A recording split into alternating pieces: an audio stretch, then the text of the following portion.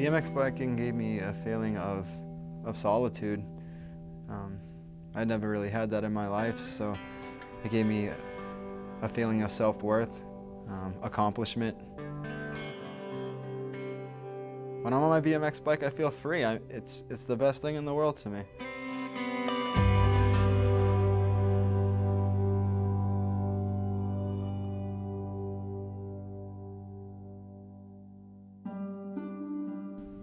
I was born in Lowell, Massachusetts in 1982. When my mother was 18, she fell off the back of a pickup truck and had a very bad head injury.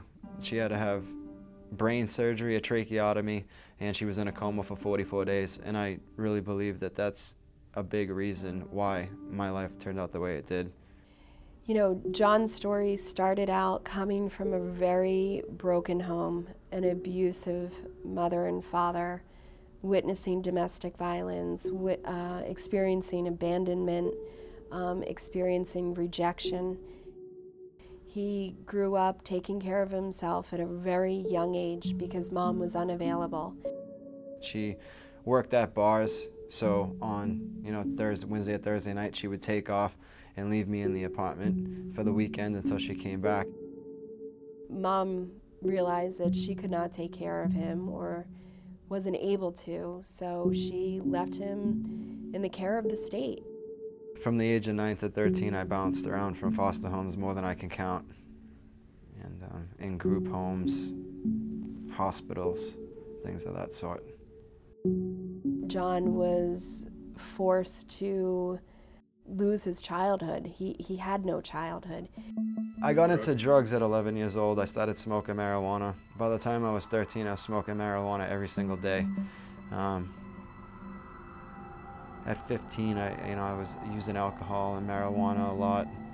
And then, say 16, on the weekends, I started taking ecstasy with the friends, trying mushrooms, acid, just experimenting with every single drug under the planet.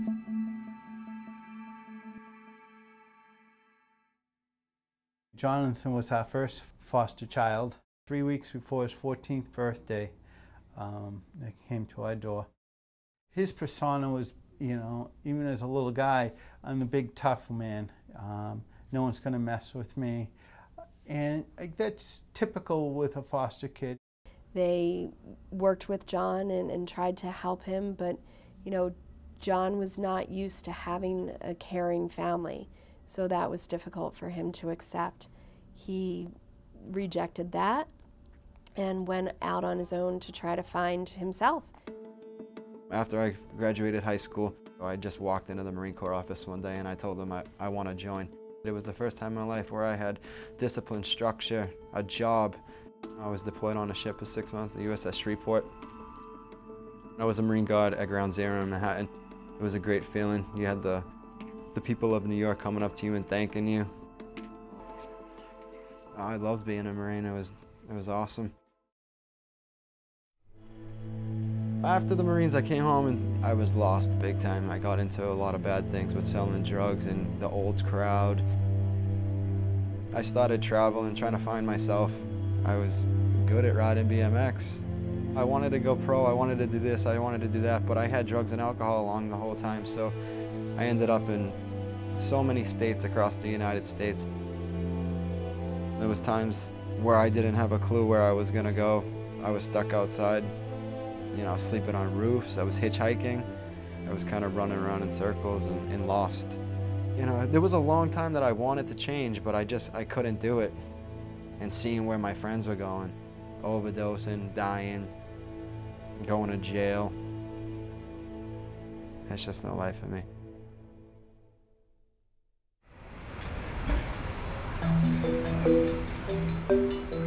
When I first met John, I met him in the day center as I was the counselor on duty that morning. And after just talking with him for a few minutes, I realized that we at St. Francis House could really help him.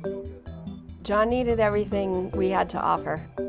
He would have some meals here, he got some clothing here, He got all of his counseling and medication here. He had his medical treatment here. He worked with the Moving Ahead program, got him started in that. He worked with our housing counselor to start his housing search. He made it very clear in the beginning that he was set out to change his life and he was going to do it no matter what. John and people like him can come back from traumatic experiences and years worth of abuse and neglect. If people have the right amount of support, if they are safe and protected, if they get the attention that they need, healing is possible even from the worst situations. And St. Francis House really is one of the few places that has all of those different components under one roof. I helped John pursue the Ben Franklin Institute because I saw great potential in him. I thought that that would be a good match to get some education, to get a skill set in order to help him pursue a career. At the Benjamin Franklin Institute of Technology, I'm currently involved with the electrical technology program. That's an associate's degree program, and I'm on the National Honor Society. I'm also on the Dean's List. I'm an ambassador, and I'm going to run for president of Resident Life at the dorm rooms. My father didn't graduate high school. My mother graduated high school when she was like in her 40s. I'm the first one to ever go to college. I'm